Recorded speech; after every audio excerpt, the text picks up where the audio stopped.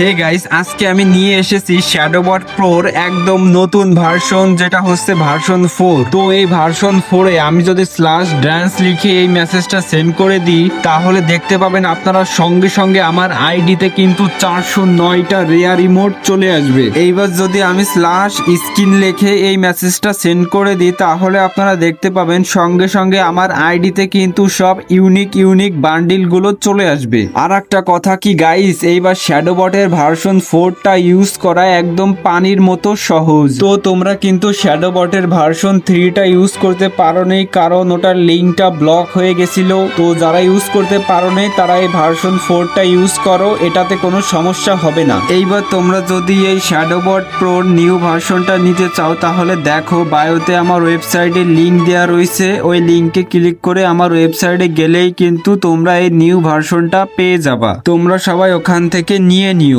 তাছাড়া তোমরা যদি গুগলে গিয়ে সার্চ করো tom.ff20.top, এরপরও কিন্তু আমার ওয়েবসাইটটা আসবে। তো তোমরা যদি প্রথমে শ্যাডোবট অ্যাপের ভিতরে ঢোকো, তাহলে প্রথমে এরকম একটা ইন্টারফেস দেখতে পাবা। এইবার করবা কি, ওই ওকেতে চাপ দিবা। এইবার করবা কি, উপর থেকে শ্যাডোবট প্রো অ্যাপটা অন করবা, তারপর নিচে ওকেতে চাপ দিবা। এইবার করবা কি, নোটিফিকেশনের সেটিংটা অ্যালাউ করে দিবা। এইবার এখান থেকে ব্যাক করে তোমরা সরাসরি গেমে ঢুকবা। গেমে আসার পর তোমরা একটা গ্রুপ বানিয়ে গ্রুপে যদি স্ল্যাশ হেল্প লিখে এই মেসেজটা সেন্ড করো, তাহলে কিন্তু শ্যাডোবট প্রো অ্যাপটা অন হয়ে যাবে।